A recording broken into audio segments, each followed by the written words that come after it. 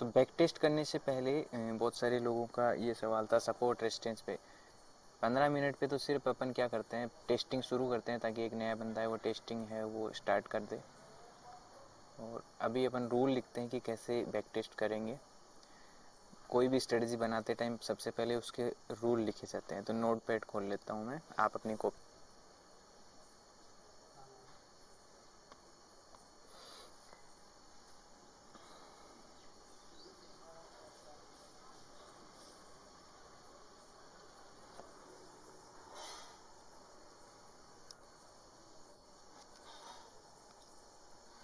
ठीक है, सबसे पहले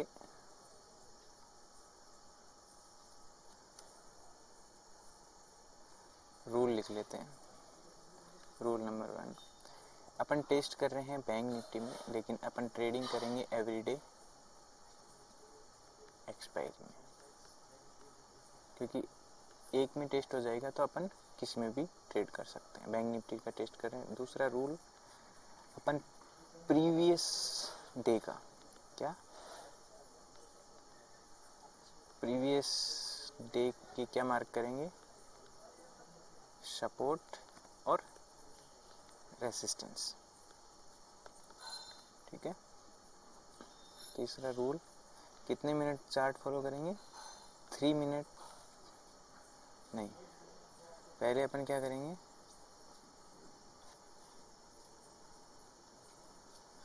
ये जो सपोर्ट रेजिस्टेंस लगाएंगे कितने मिनट चार्ट पे, 15 मिनट पे। ठीक है। और अगर अपन को 15 मिनट पे ट्रेड नहीं मिला तो अपन 3 मिनट कैंडल क्लोज पे ट्रेड लेंगे। 15 मिनट नहीं मिला तब, अदरवाइज तो अपन को कोई बुलिश बियरिश सिग्नल मिल गया तो अपन 15 मिनट पे ट्रेड करेंगे। ठीक है। तो 3 रूल हो गए। चौथा रूल हो गया, अपन केवल अगर कोई सिग्नल नहीं मिला तो नॉन डायरेक्शनल ट्रेड करेंगे आयरन कॉन्डोर में, या डेल्टा में। डेल्टा न्यूट्रल सिखाया आपको।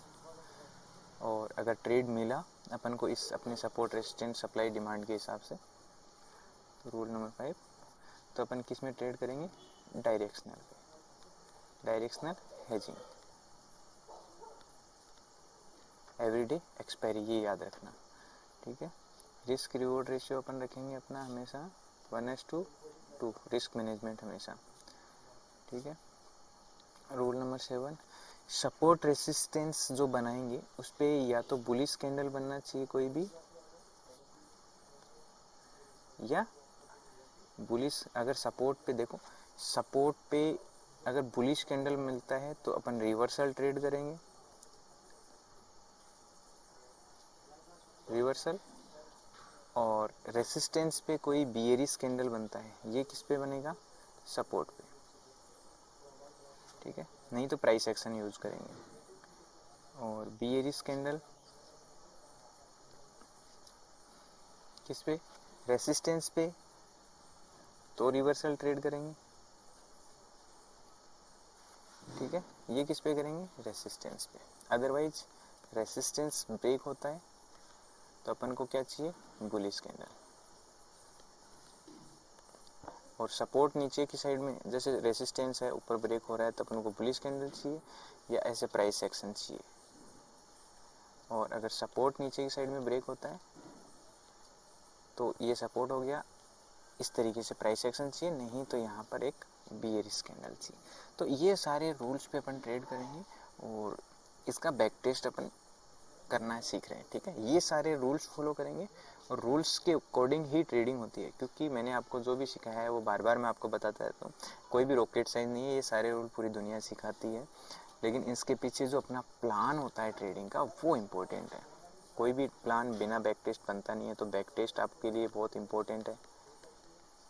फिर आपके लिए रिस्क रिवॉर्ड, फिर मनी मैनेजमेंट और कंसिस्टेंसी। और अगर आपको चार्ट समझ में नहीं आता तो मैंने आपको स्ट्रेटजीज बता रखी है। एवरीडे एक्सपायरी पे आयरन कॉन्डो करना, डेल्टा न्यूट्रल करना, ये सारी स्ट्रेटजीज मैंने बता रखी है। चार्ट पे चलते हैं और पहले एक्सेल पे चलते हैं। मैं एक्सेल ओपन कर लेता हूँ। चलो, तो बहुत सारे अपने ट्रेडिंग फैमिली वाले थे जिनको सपोर्ट रेसिस्टेंस पे कैसे कैंडल स्टिक है काम करता है और कैसे है उन्हें बैक टेस्ट करना चाहिए और किस तरीके से ट्रेडिंग है वो आपको मार्केट को समझ के करनी चाहिए। तो सिंपल मैं बैक टेस्ट करना बता देता हूँ। सबका अलग मेथड होता है। ट्रेडिंग का जो पार्ट होता है वो मैं आपको बताता हूँ। पहले मैं एक्सेल ओपन कर लेता हूँ कैसे बैक टेस्ट करते टाइम और आप जो ट्रेडिंग जर्नल है वो बनाते हैं।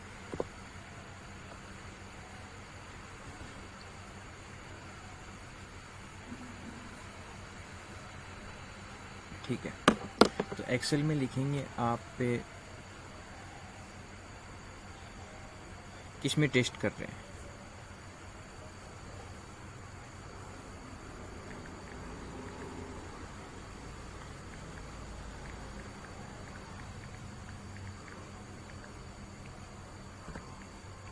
जिसमें बैक टेस्ट कर रहे हैं उसका नाम लिखेंगे, अंडरलाइन नेम। तो ये हो गया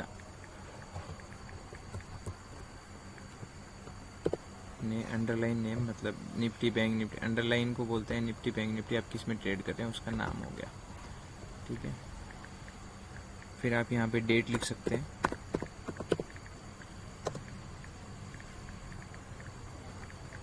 उसके बाद में आप सीरियल नंबर, मतलब या काउंट सीरियल नंबर लिख सकते हैं, या फिर कितने ट्रेड हो गए तो वो लिख सकते हैं, ट्रेड नंबर।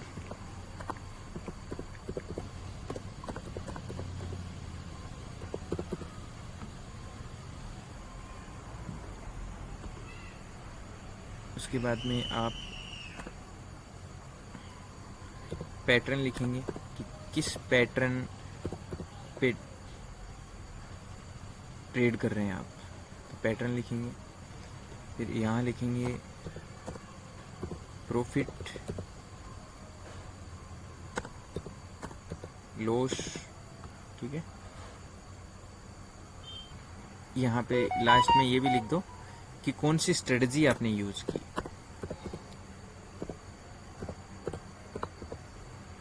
यहाँ स्ट्रेटजी लिख दो, ये लो।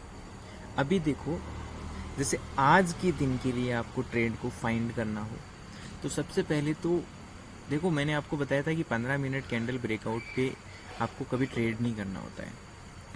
क्या करना होता है 15 मिनट का ट्रेड, आपको क्या सिखाया है, 1 मिनट मैं वो भी चालू कर लेता हूँ। मार्कर भी हो गया ना, मार्कर चालू।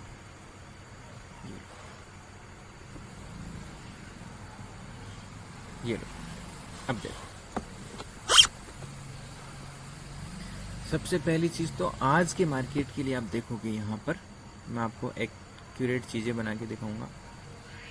आज के मार्केट में आपके पास ये रेसिस्टेंस था, देख रहे हैं, ये प्रीवियस डे का स्विंग था आपके पास ऊपर, और नीचे की साइड में आपके पास क्या था, ये वाला सपोर्ट। ठीक है, ये मार्केट का स्विंग है और ये मार्केट का हाई है। ये आपके लिए हो गया मार्केट का आज का जोन।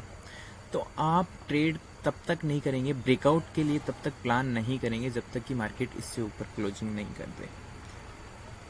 तो पहली चीज़ तो ये आप इस तरीके से बैक टेस्ट करेंगे कि प्रीवियस रेंज ब्रेक हो, उससे जो प्रीवियस सपोर्ट रेजिस्टेंस है वो क्लोज होना चाहिए। फिर फर्स्ट कैंडल देखो कि फर्स्ट कैंडल में आपको क्या सिग्नल मिला है, प्रॉपर क्या कैंडल बता रही है। ये एक ऐसी कैंडल है जो ऊपर भी गई है, नीचे भी गई है और बीच में आके बॉडी बंद हुई है, आपको कोई सिग्नल जनरेट नहीं कर रही है।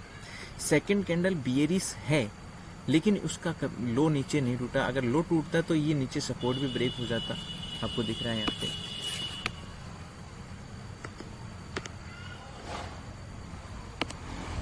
अगर ये लो टूट जाता, नीचे सपोर्ट भी टूट जाता, तो अपन नीचे के लिए ट्रेड करते हैं। दैट मीन्स इसी रेंज में मार्केट ऊपर बुलिश फिर हुआ, बुलिश के बाद में अपन ट्रेड ऊपर के लिए करते हैं, लेकिन ऊपर का ब्रेकआउट मिलना चाहिए। फिर फाइनली जाके आपके पास में क्या मिला आपको, जो एक और है आपके पास में,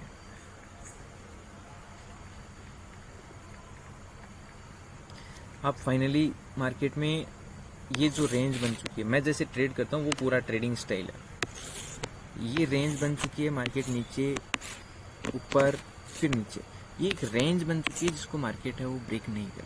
तो यहाँ पर मैं फाइंड करता हूँ नॉन डायरेक्शनल ट्रेड या नो ट्रेड जोन, क्योंकि ये साइडवेज मार्केट है, बिल्कुल साइडवेज मार्केट है। आपके पास कोई भी ऐसा पैटर्न नहीं बना है जिसमें आप ट्रेड करो।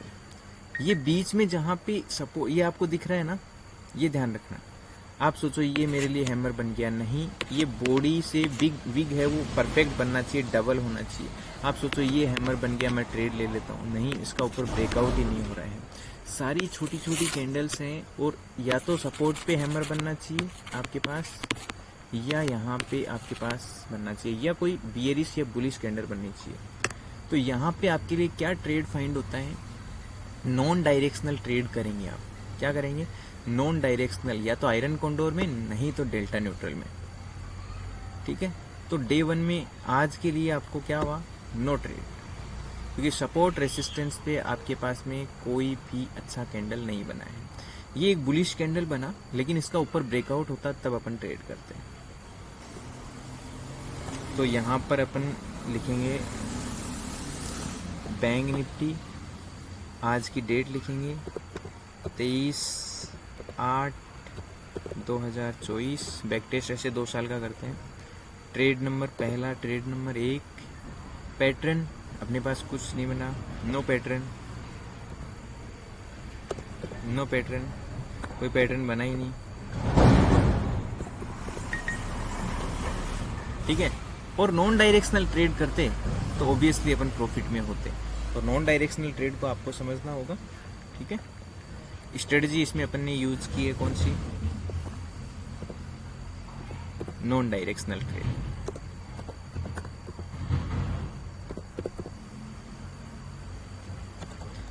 That means iron condor.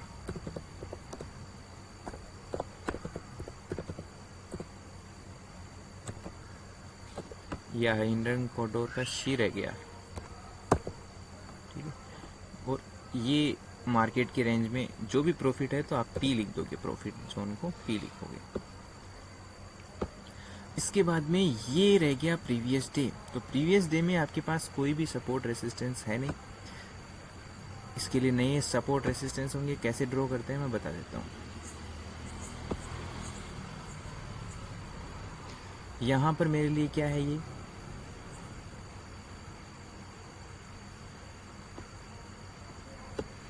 ये मेरे लिए क्या है, एक रेसिस्टेंस जोन है। ठीक है, और ये मेरे लिए क्या है, वापस से एक इससे ऊपर रेसिस्टेंस जोन है।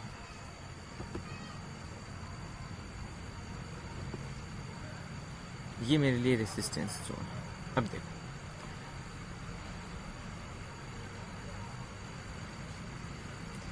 और ये एक स्विंग बना हुआ है, यहाँ पे देखोगे आप, जो पैटर्न बना हुआ है ना आपके पास में, जिसको हेड एंड शोल्डर पैटर्न बोलते हैं, जिसका नीचे ब्रेकडाउन हुआ था। ठीक है, इस हेड एंड शोल्डर का मेरे पास में यहाँ पर क्या है, देखो क्या है, सपोर्ट है। ठीक है, तो यहाँ पे भी मैं लगा देता हूँ, मार्क कर देता हूँ।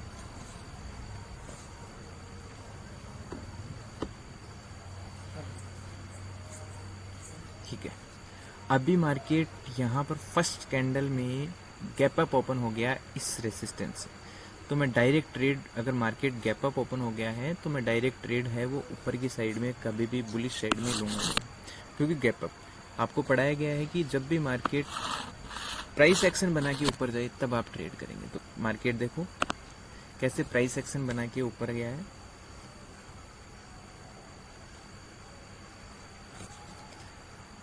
ऊपर गया, नीचे आया, फिर ऊपर। अब यहाँ पर ये एक अच्छा कैंडल आपको बना, ठीक है, जिसमें आपको प्योरली दिखाई दे रहा है कि विक भी बड़ी है। ठीक है, मार्केट हालांकि रेड है लेकिन ये मुझे बुलिश सिग्नल दे रहा है। और उसके बाद में मुझे कंटिन्यूस मार्केट इसको यहाँ पे 2 कैंडल के अंदर यहाँ पे इसके इनसाइड बार भी बन गई।